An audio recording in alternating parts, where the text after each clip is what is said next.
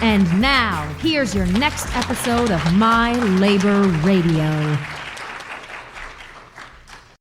All right, welcome aboard to this episode. We talk with educator and Indiana State Teachers Association member, Tim Barr. We're covering a number of things that happen in the State House. Indiana's GOP holds the trifecta, the supermajority, and they have everything, the House, the Senate, and the governor's office. They can't even get along. They're fighting among themselves. But this legislative session for 2021 has closed, and we talk to Tim about what has passed and, of course, the anti-public education bills that were brought forward by the GOP. And I can tell you that Tim and I get right into it. We don't even wait around. As soon as we started recording, we were talking about State House information, legislation that passed, stuff that didn't pass, and stuff that should have passed. Here's my conversation with Tim Barr.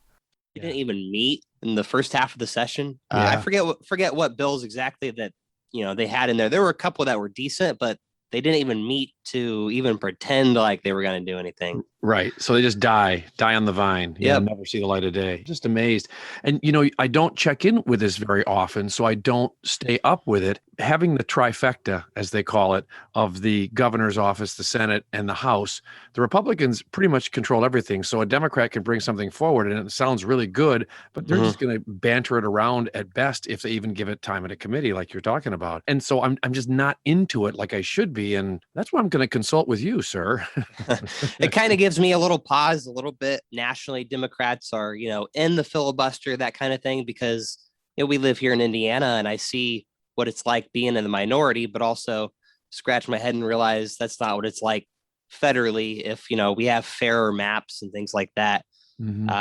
So personally, I'm a little conflicted when it comes to things like that, but also I'm still team in the filibuster because we need to not have bad gerrymandered federal maps. So that way Republicans don't control the House. For the next decade. Right. And that's exactly how it'd be too. And that's my fear is that we've got kind of a bogus situation in the last census. That's fair to say.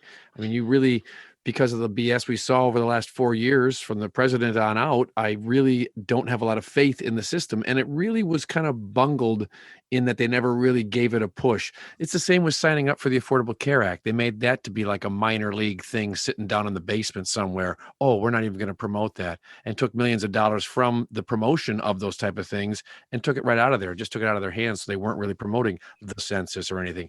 Pandemic, of course, didn't help that in any way either. Should get real interesting as to where we get draw lines. In the state of Indiana, redistricting is going to be a real issue. I know we have a bipartisan committee, a group of concerned citizens. They're involved. I know Dr. Hayhurst in this area here is part of that. It's going to get interesting. Have you been brought up to speed a little bit about some of the stuff that's going on with this committee that's bringing your ideas forward?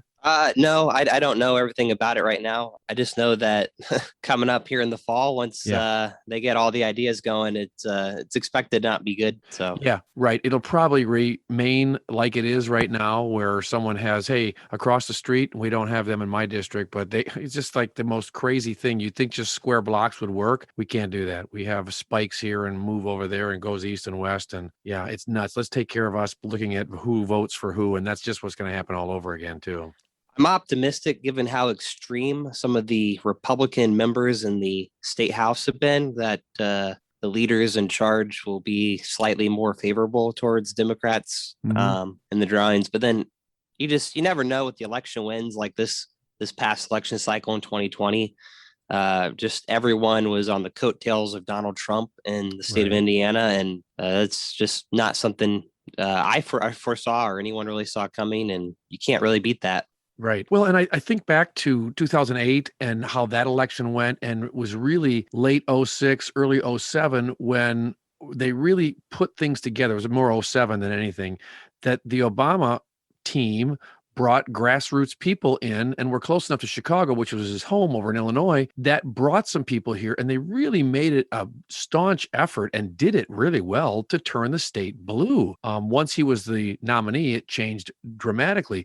But prior to that, he was getting people on the ground in areas and really pushing it. And I know there's some people who voted at that time who had never voted it. My wife worked at a poll in the Southeast YMCA in Fort Wayne and met a lady who had not voted since like 1960 because she just didn't need to. She's black. She said, I don't have a need to vote. I have nothing to vote for. This is going to be the first time I'm going to vote for somebody. It was exciting to see. How many more people are like that? A lot.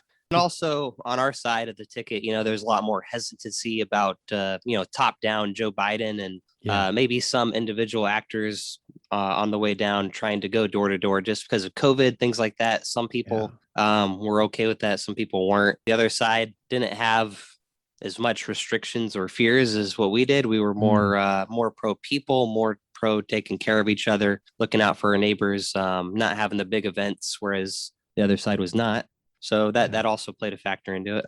And I think that whipped up a lot of people in this area here. Carry the whole idea, if your whole push is to say, yeah, there's a virus, but I'm not sure of the science. And then they have get together meetings with 25,000 people in the Coliseum at the same time there's a pandemic. There's people that will say, oh, see, there's nothing wrong. We can do this. Although plenty of people get sick and die, and that's been ongoing. I know plenty of people that work in the hospital business who've been telling me, yeah, this stuff's for real. It's for real every day. I can say that Friday, here we are Saturday talking on the 8th, on the 7th, we only had 17 deaths in the state of Indiana and 0 in Allen County on the 7th. Wonderful. That's a great thing. But that 17 people died. That's not a great number. We don't need that. That's a controllable number. And that frustrates the heck out of me too. You're easily talking about politics and saying, we're going to put these people all together here. They're going to have a party. They're going to all be excited. You're right. The Democrats have to go knocking door to door and then stand 9 feet away from them while they're trying to talk with a mask on. And, the phone call situation was tough for people too. So it was a very, very unique situation to have people even campaigning in any way. But I'm looking at the fact that things are getting better and I like what's going on. I mean, I'm fully vaccinated now and I've got both my shots, Moderna, so I'm set. I know you as an educator, your shots are taken care of, aren't they? Yep, I'm Team Pfizer. I got that taken care of way pretty early, not because I was an educator, but because I'm in the Guard, the military. So. Oh, that's right. Yes. Yeah, you fell into that category too, which thank you for your service, sir. Looking at the calendar and how things are, the legislative session is over. Obviously, we'll get together in the fall, like we talked about earlier, for the more let's redistrict and do the maps and things like that. Your thoughts or things you've seen in this legislative session that maybe gave you pause? Like, why are we talking about that? I mean, that still stuns me about a number of things, but what stands out to you in this legislative session? Oh, geez, why are we talking about that? Why did we make popcorn the state snack of Indiana when there were so many good bills that never even earned a hearing? You're right. So bad. And I would just like to clarify for the record that I am a fan of popcorn. So anyone that grows popcorn, please don't come at me. Your thoughts on this environmental stuff that happened this time? Absolutely. I think the governor probably should have vetoed that bill. But at the same time, we have some democracy problems in the state house where the governor's veto is not a real thing. It's not a check and a balance. It's just a symbolic thing because the exact same number of people that it takes to override his veto is the same that it took to pass the bill. So his veto is meaningless. It's just a show of support, a symbolic thing, really. He's using our tax dollars and fighting with Todd Rokita about how he's going to have control or not have control if another pandemic happens. The legislators want to be able to call the shot and tell the governor, taking the rug out from underneath you. You don't need to say that. We say this is how business is going to be. And that's one thing that frustrates me a little bit. I think just because of the way the chips are falling on that one with the legal system, it's possible that the case could just get thrown out because Todd Rokita, the extreme right-wing Looney Tune that is our attorney general, will not do his job. He will not represent the state of Indiana. He won't stand up for the Constitution.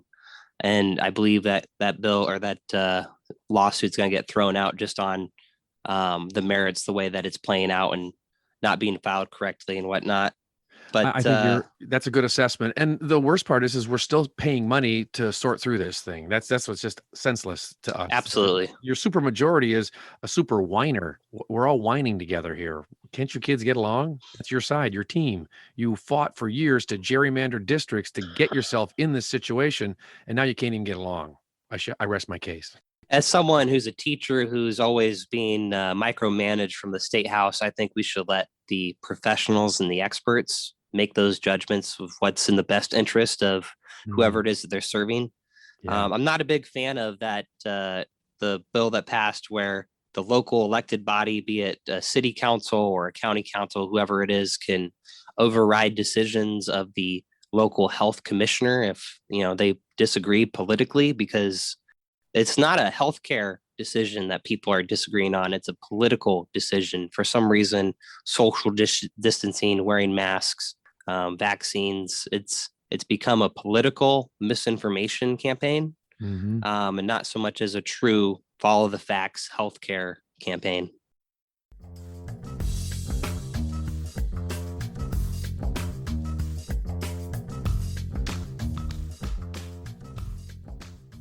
Hi, I'm Gutterich Gavart from Cincinnati, Ohio, and you're listening to Community Radio 95.7 FM, WELT LP, Fort Wayne.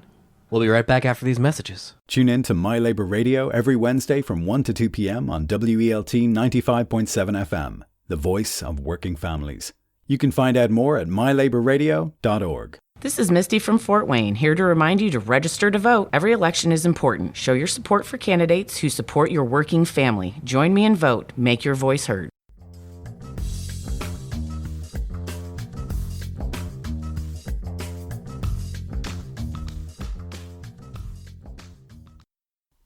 All right, welcome back from the break. I'm talking with educator and ISTA member Tim Barr. We've talked about a number of things in the State House. We're going to get back into that, but we also talk about education and classroom. Up next here, I give a little insight to Tim about how the meeting with my doctor went when I had a regular visit with him in the early part of April.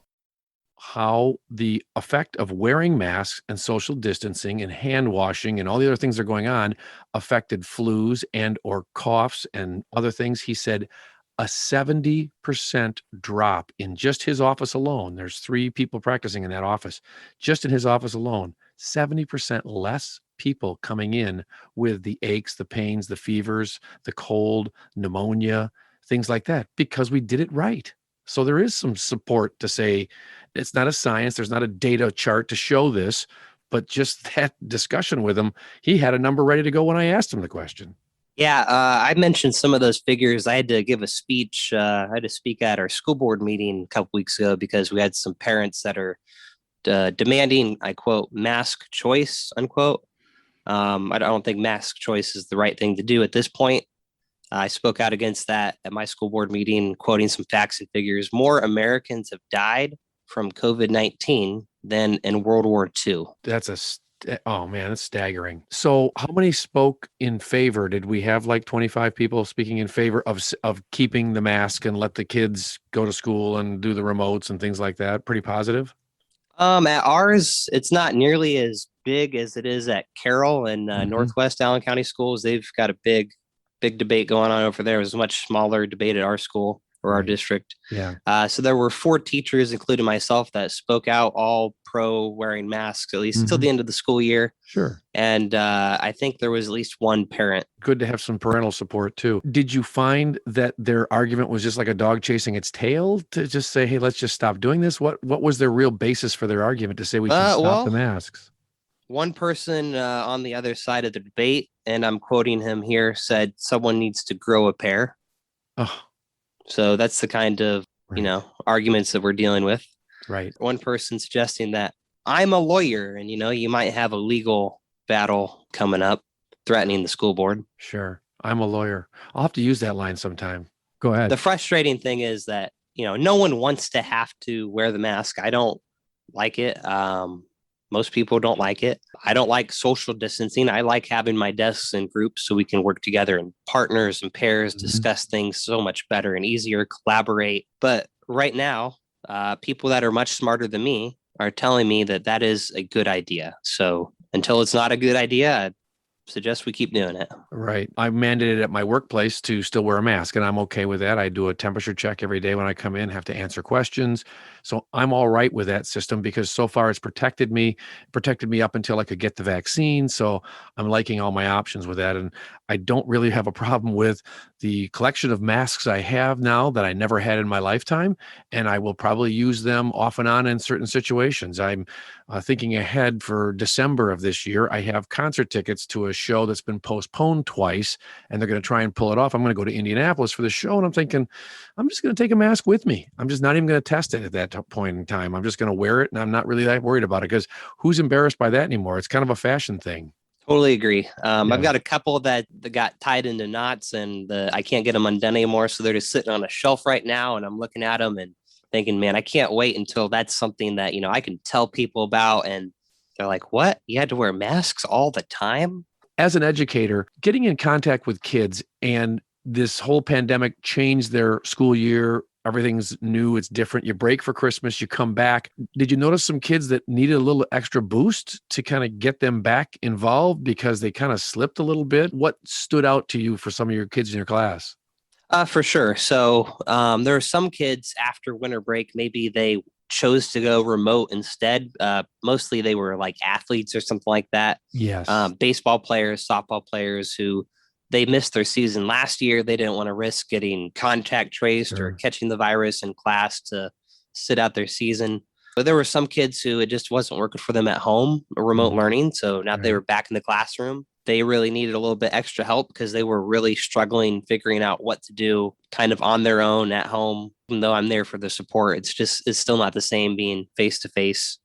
Just needed more help getting those basic things, fundamentals going. I had a couple kids where I've had to meet either during like a study hall period, one-on-one through Zoom, or after seventh period or something like that to help get them straightened out. Because there's some overwhelming things. And when you're in a group like that, it's a different in the classroom where you can raise your hand and talk and hear somebody else's chatter and it kind of works all together. It's kind of separated like that. And you're all in your little, Hollywood squares, and it kind of makes it a lot different to try and bring it all together there. Yeah, because when you have a question in class, and my one class that has the most kids on Zoom has like 9 or 10 all at one time. If you have a question there, it's not really that just me and you one-on-one. I can throw them all into different individual rooms, but that's just for temporary talking to them one-on-one. But if you're trying to ask me a question in class, it's not just me and you, even though it feels like me and you. It's me, you, and 8 other people that are all there. Right. So they would hold back in some cases, I would assume. Yes. Politics. Let's go back to politics, get away from school for just a second. But I do appreciate you stepping up and speaking at the school board meeting. That's a very important thing. That's a leadership role. And I appreciate you taking that too. When we talk about state house things, I'm stunned by the lack of meetings. And we just touched on that at the beginning here, where legislation's brought forward, but the committee never actually meets, discuss this or any bill to even get it out of a committee to even see the light of day. What are your thoughts? Well, personally, I would like to see dramatic changes the way the state house operates. And unfortunately, that won't happen. Unfortunately, they want the power to call themselves back into office whenever they want, the emergency powers bill. I believe it's unconstitutional because the governor has the authority to do that based on the Constitution. However, I'm a proponent of having a full-time legislature because there's so much conflict of interest. Even myself, like if I got elected and I'm a teacher, there's still that conflict of interest of being a teacher, someone with that public education background. I acknowledge that. There's the conflict of interest of having people who work in the private industry of insurance and whatnot, writing insurance policy.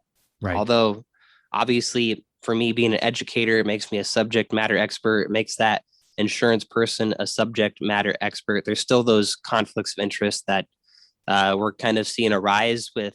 What was it? I think everyone that was a sponsor on the wetlands bill had some sort of ties to the development industry and whatnot. Yes. And they were huge to make some money. They're going to make money for their friends and their other people who donated to them. Yes, I could see that coming. So I think we need some big changes, and I don't know how we'll get there, if we'll get there, but there are definitely some issues. I don't think there should be any new legislation that pops up in the final days of a session, any new language that has nothing to do with the bill, where it's never heard in committee, it's never been testified on, because, well, when you do bring good ideas to committee or something like that, that we support, that they don't support, well, it didn't go through the committee process. Well, it wasn't heard on. Well, we didn't vote on that in committee. Well, you never gave the bill a hearing. If you have something that's labor related or it's pension related or whatever that, and that pension and labor committee needs to hear that legislation shouldn't come to the floor and be voted on if it hasn't met that committee. And the rules allows that won't happen.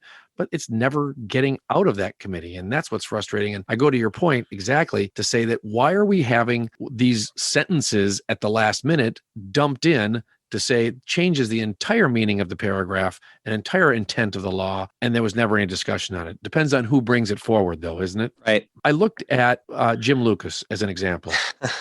I know. I feel the same way.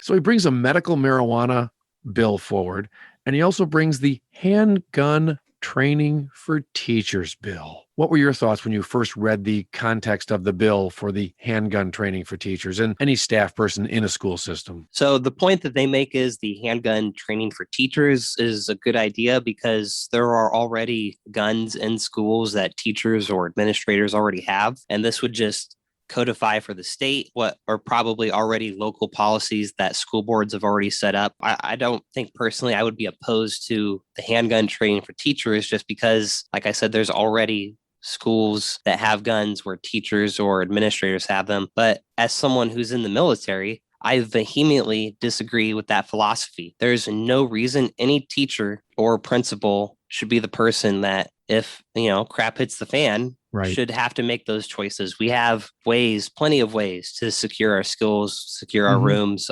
making sure every teacher has a master key, easy way to just make sure kids are safe. So that way I can unlock any door. Hey Right. guys, we're in the hallway. Let's just quickly get into this classroom. Open, Sheltering close, it. lock. Yeah. I mean, even in the Air Force, whenever there's some sort of like intruder drill or anything like that, they don't say, hey, Sergeant Barr, go out there and grab your gun and go take out the bad guy. No, we shelter in place until the security forces eliminate the threat. That's the correct way to do things. And I could not imagine being a teacher and having to shoot at one of my students. I don't know how you recover from that. That is glaringly missing from this legislation Lucas brought forward is anything post an event like that. All we're worried about is preparing everybody to shoot something, and then we're done. We walk away from it. There's no mental health support. There's nothing. Maybe there might be somewhere else, but it's Jim Lucas. So that's a shallow pool to me. I'm just sorry. There's not going to go. He wouldn't have thought that far through it. He just throws it out there because it sounded popular. He just was trying to get some headlines, and he did for a hot moment. I'm frustrated by the fact that you're going to ask the janitor to carry a gun now. Too many things are left like that. And I agree with what you're saying to say, let us have control over our environment. In the case of your school, is there an officer there during school hours? Yeah, we have an SRO. He's there during school hours, available for me or for students to talk to. Right. Come talk to the class about things, let them know what to do if they're approached by an officer, that kind of stuff like that. Sure. As far as I know, most of my students love our SRO, have a good relationship with him. He's also one of my wingmen at the Air National Guard too. So I think that's a pretty good process. I understand there's an argument out there for not having SROs and certainly open to having that debate. But from where I stand, I think having it is a good position. Yeah, speaking of law enforcement, though, I'm pretty proud of the General Assembly on the legislation they were able to pass that I think is probably a good hallmark legislation for other states to maybe follow along if they need an example of what to do as far as, police reform and things like that. Supported along by both sides of the aisle, supported by every major police organization about increasing funding, increasing training requirements, things like that. So I think we're heading in the right direction with that. Right. I think one of the hallmarks to it was de-escalation of situations. And so I don't think there's going to be anything but good things to come from that. I saw the list of support and people who backed it. It was like, who wouldn't want their name on there? There was like 150 names on the thing. It was huge. I mean, that bill got a lot of support. So you're right. You're on the right track to say that. I'm glad you brought that up. I mean, it's the exact opposite, the polar opposite of what they're talking about when they're saying no carry permits have to be, you don't have to have a gun permit. Oh boy, yeah. That story, I just can't even imagine that you as a legislator would bring that forward and say, I want to make this law. Who comes up with this stuff? Yeah, I think Texas actually passed that. I don't know if they finished it, but it was in the process. So I think they did pass it. So I'm a little nervous in the future, maybe next session, what kind of changes that they might try to make that a process come to fruition. But hopefully, though, this will leave open to the door for eliminating fees for other licensing things, because they did eliminate the fee and just foot the bill for that. And if that's what you want to do, well, then by golly, let's get rid of the fee to fish and hunt. because it is a constitutional right, thank God, for me to fish and hunt.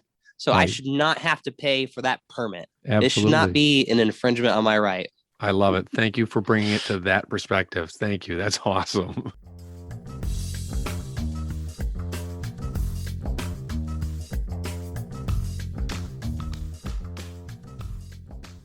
Hi, I'm Connor from Dublin, Ireland, and you are listening to Community Radio 95.7 FM WELTLP, Fort Wayne.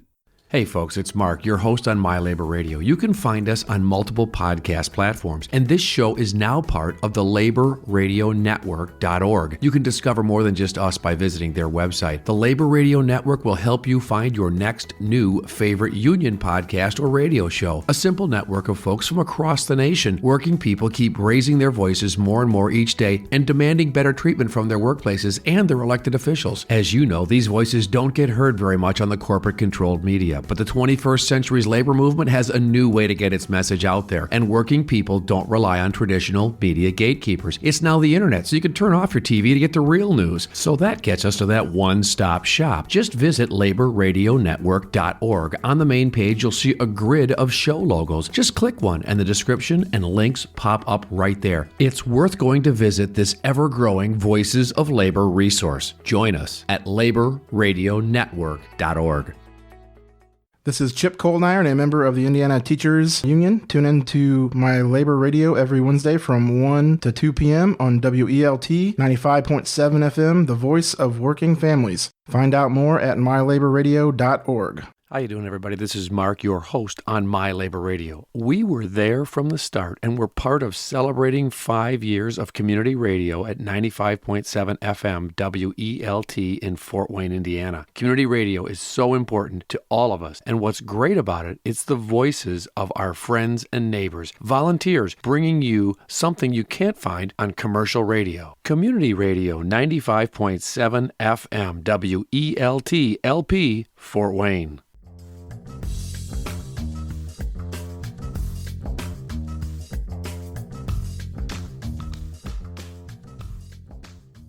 All right, welcome back from the break. Before we get back to our conversation with Tim, I want to remind everybody about the awesome work that the United Auto Workers 2209 is doing in our community on a regular basis. They don't do it with any fanfare, but they regularly show up to help and support those who need it most, whether it's giving to the United Way or giving in the community as mentors or helping out somewhere at a food bank. There's always somebody at UAW 2209, over 4,000 members, giving back to the community. They are a large supporter of My Labor Radio, and we appreciate that. They've been around from the start. When I started this show, they were there and supported me, and they're still there today in 2021. Think about it. When you look for a vehicle, look at the Chevys and GMCs that are being built by your friends and neighbors in UAW 2209. Union Power brings you quality every day. All right, let's get back to our conversation with ISTA member from Northeast Indiana, Tim Barr.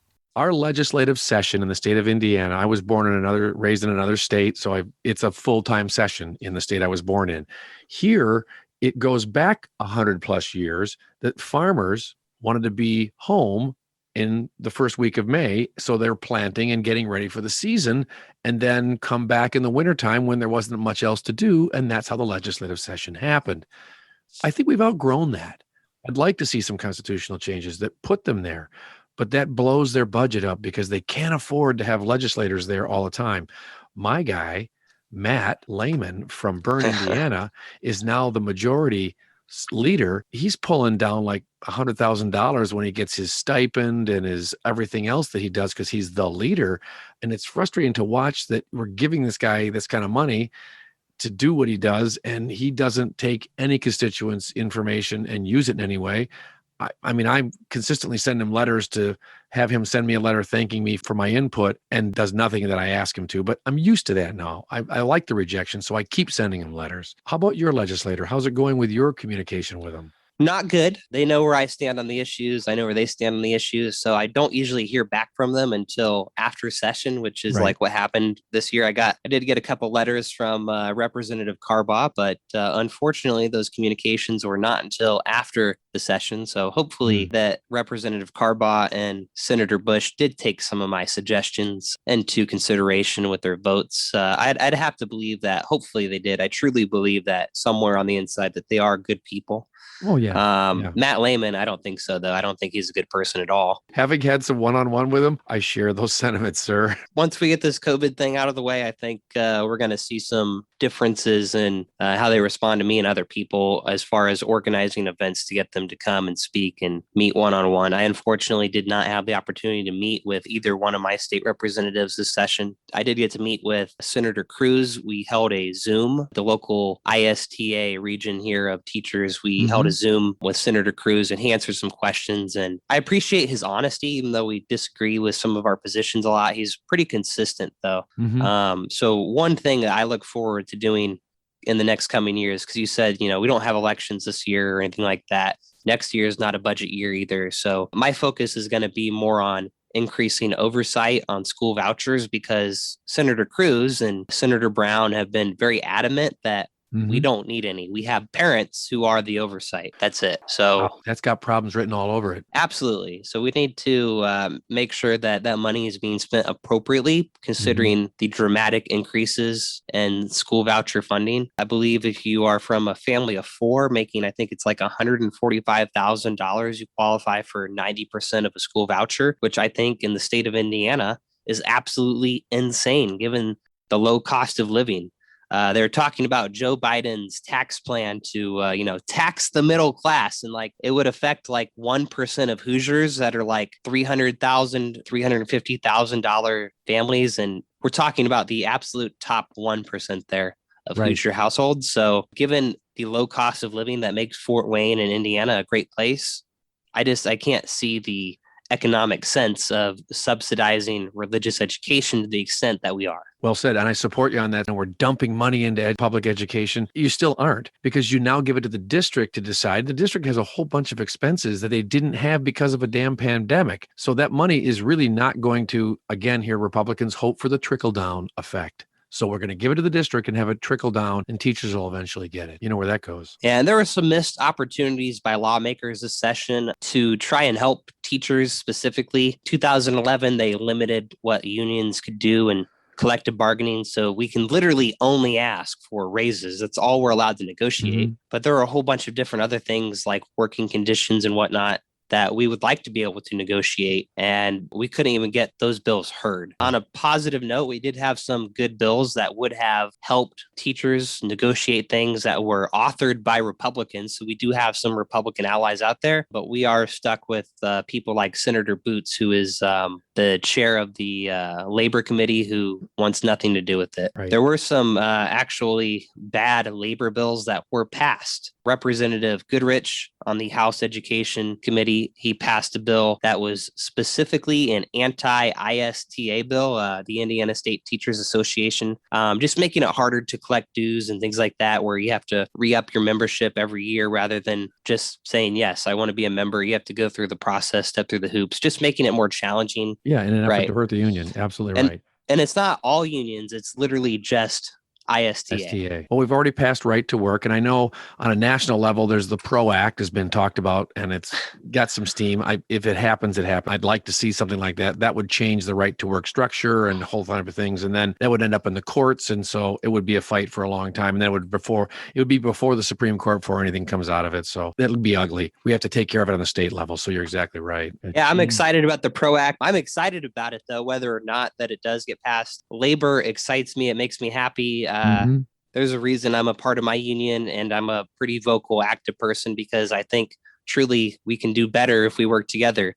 Most people, they go to their job and they're upset with what the boss told them to do. They aren't in a union. They don't have a union. They don't understand the collective power that they have. to make change, demand better conditions for themselves as workers. And just look at in your adult life here, that the ability to be able to talk and have people say the word union, and unions are getting talked about all the time. That hasn't been that way in the last 15 years. We're in the first 4 or 5 years of seeing that happening right now.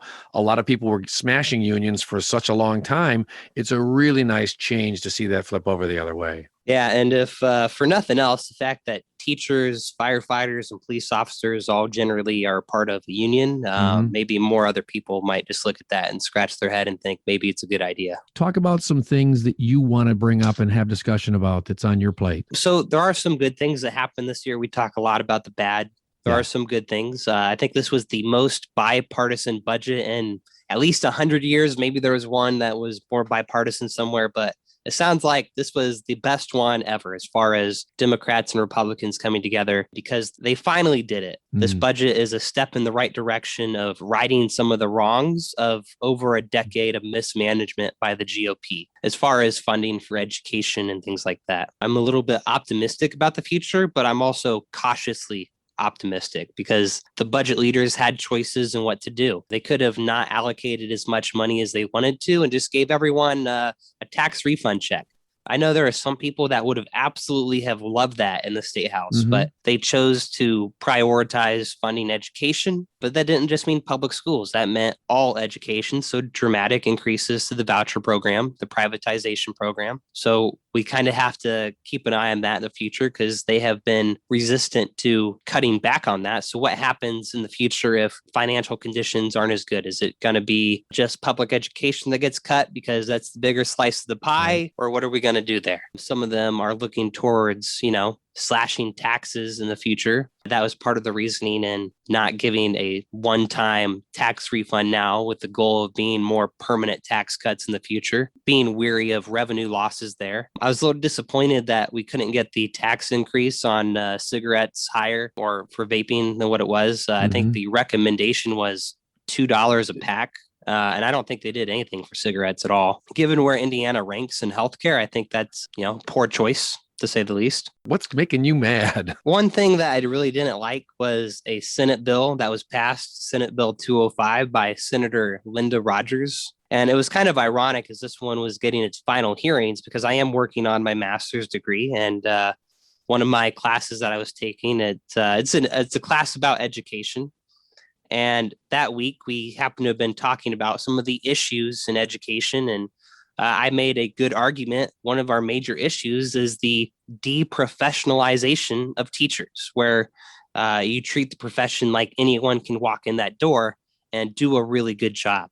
And that's not saying no one can walk in that door and not become a really good teacher, but it's a lot of hard work, a lot of training, a lot of understanding, good interpersonal skills with students. Just because, you're a good business person doesn't mean you would be a good business teacher. I heard some people in the House Education Committee make that comment. I think it was about Representative Carbaugh. They're like, I think he would be a great business teacher, but it's really hard for him to get in right now. We're trying to make it easier. And I'm scratching my head thinking, gee, I don't necessarily know. I'm sure he's a great subject matter expert, but I don't know how much he knows about all the other things, pedagogy and whatnot, about effective instruction.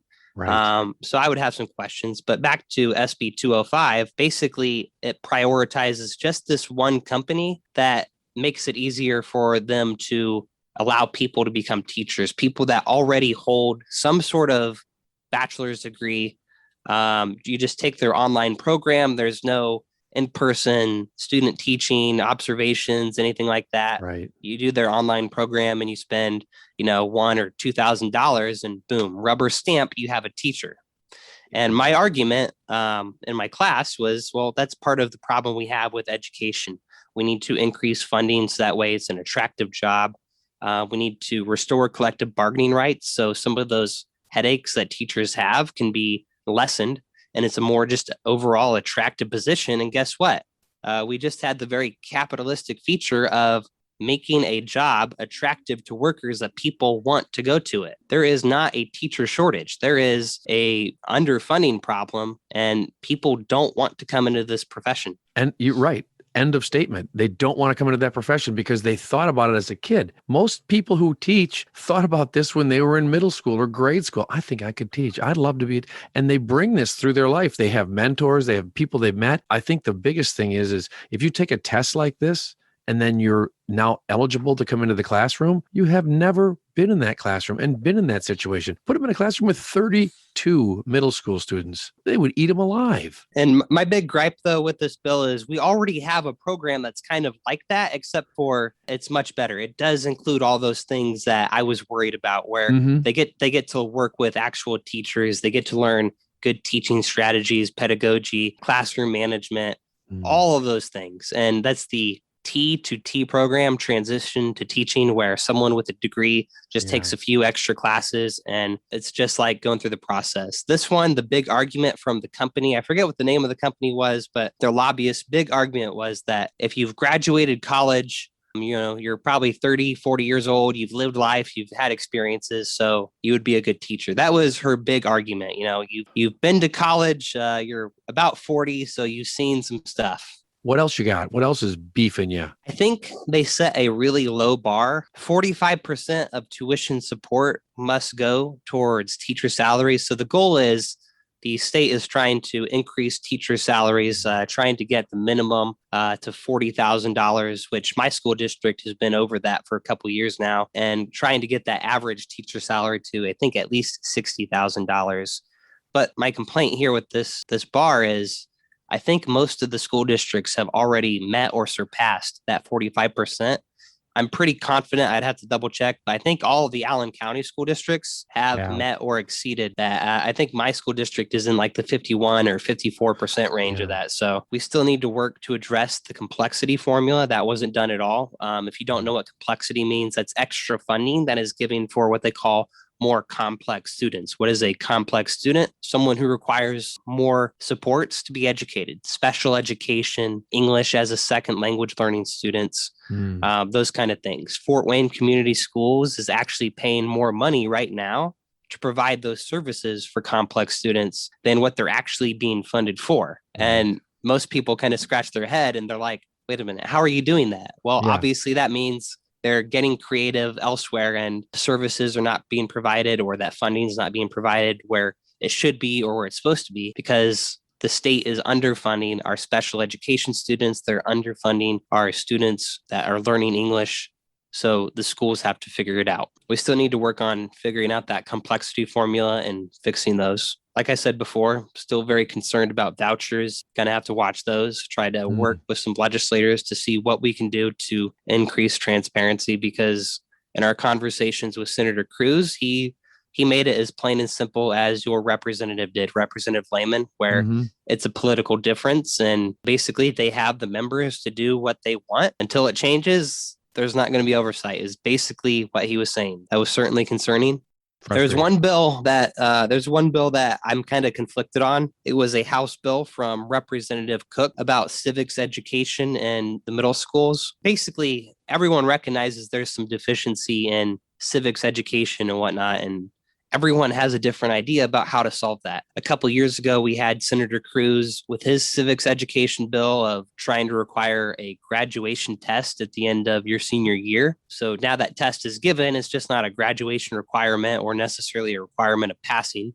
Representative Cook in House Bill 1384 is adding standards for a civics education course to be taught in middle school, which it's a little confusing because we already teach American history, basically everything before the Civil War, in 8th grade. And that includes civics education, things about the Constitution and all of that good stuff. So I don't know if they're trying to turn that into a year-long course rather than a semester-long course like it already is. If they're going to change the standards for American history to segregate them from the civics education class. So I understand that it is and that was like a slam dunk bill that both Democrats and Republicans supported.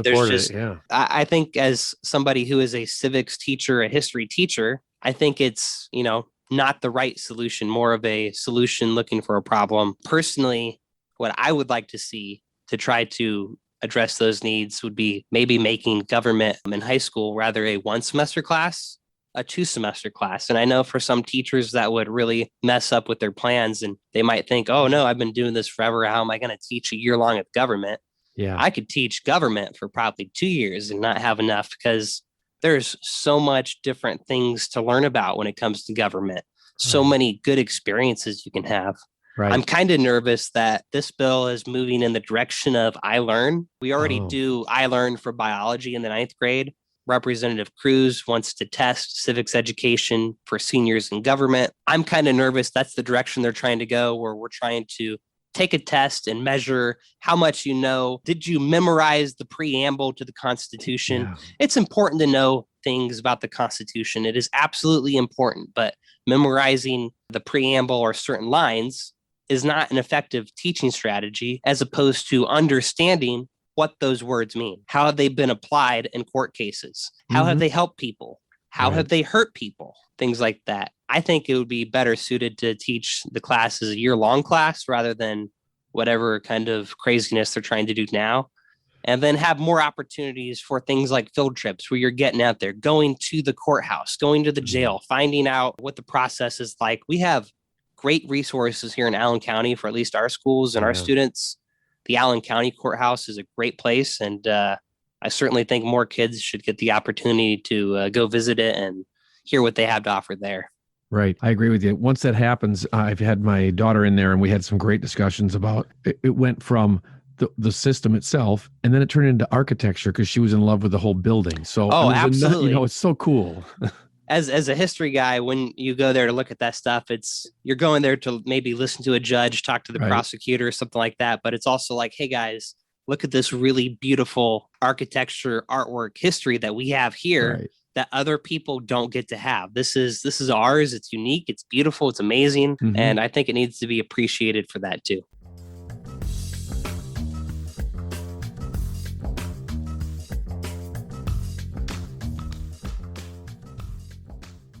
Hey folks, this is Mark, your host on My Labor Radio. We thank you for listening to this episode with ISTA educator Tim Barr from Northeast Indiana, giving us insight onto a number of things. Let's get right back into it and continue our conversation with Indiana State Teachers Association member from Northeast Indiana, Tim Barr. Anything else up your sleeve you want to talk about that we haven't touched on? Yeah, you mentioned earlier about school dates and when it should start and whatnot.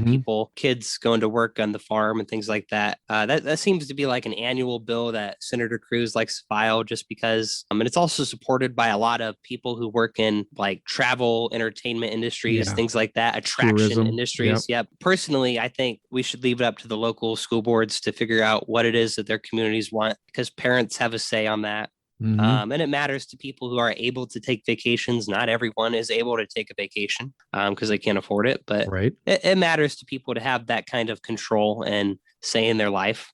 So I don't think that we should tell everyone this is when school starts, this is when it stops, because, well, these businesses want kids to go work at their jobs. Right. Honestly, I think the number one job for kids should be their education. I'm somebody who got his first job at 15 because I had to. It's what I had to do sometime to either help mom pay the rent.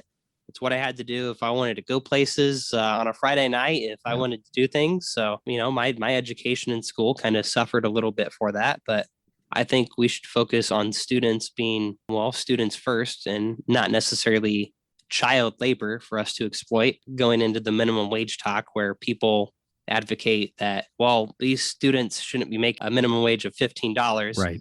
Maybe they shouldn't. Maybe that's something that you should say someone who has earned a high school diploma or equivalency can earn that wage, because whenever we go somewhere, we demand somebody's service, somebody's time, and it should be good. A minimum wage was not made to go work on the farm necessarily for the summer during these months that are more convenient for you, or go help out on the job for kids. Sure, kids can have jobs. That's fine. But a minimum wage is for a minimum standard of living for American people who are just trying to get by.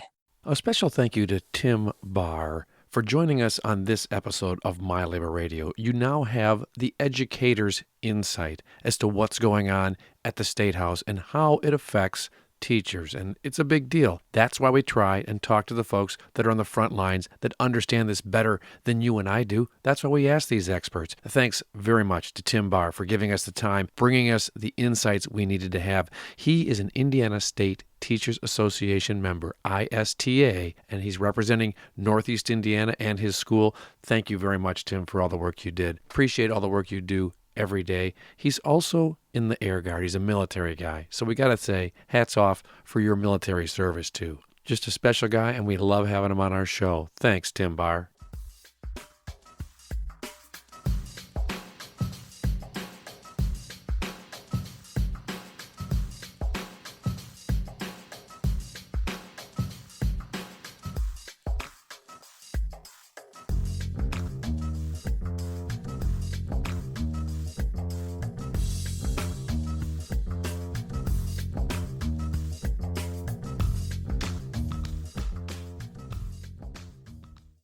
Capitalism is a system for exploiting resources, natural or human, and transferring the profit to the owners of capital.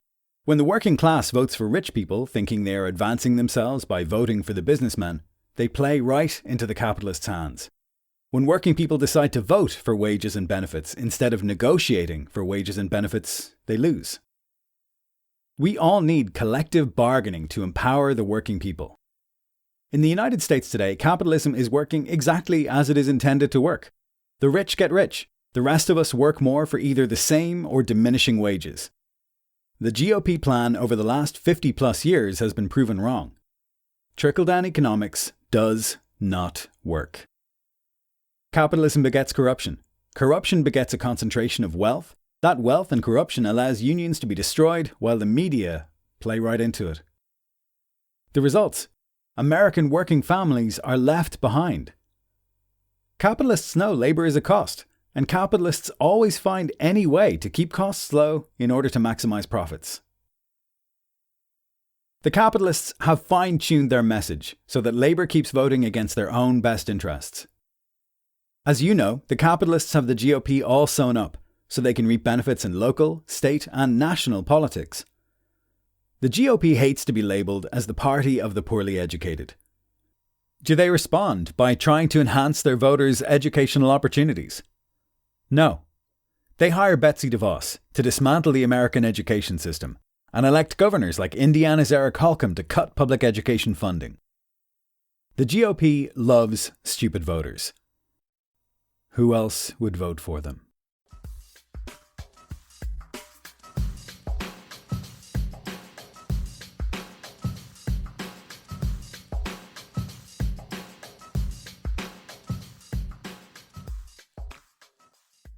The host, Mark Gavart. Mark Gavart is a union activist and leader with over 30 years' experience working and advocating for American union labour. He brings his varied experiences to Labour Radio each week as he interviews working people and reviews data and information essential to working families. Politics always plays a role in the bigger picture of working people's lives. In the words of Labour leader Walter Reuther, there's a direct relationship between the ballot box and the bread box, and what the union fights for and wins at the bargaining table can be taken away in the legislative halls. Union membership provides gains for the entire family. When unions thrive in a community, all will benefit. The presence of unions sets off a wage race to the top. The absence of unions sets off a wage race to the bottom. Collective bargaining, empowering people. Which side are you on? My Labour Radio is an independently produced podcast and radio show. You can find the podcast on multiple platforms. Just search My Labour Radio. These episodes are also a community access radio program, airing every Wednesday on WELT 95.7 FM from 1 to 2 p.m. in Fort Wayne, Indiana. My Labour Radio has been on the air since February of 2016. We are the only union labour-oriented show in the Northeast Indiana radio market.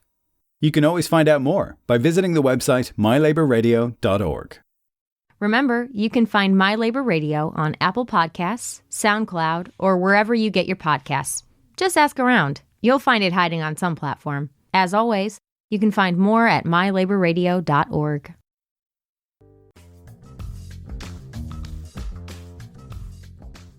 The views, opinions, and content of My Labour Radio are those of the producer and host, Mark Gavart.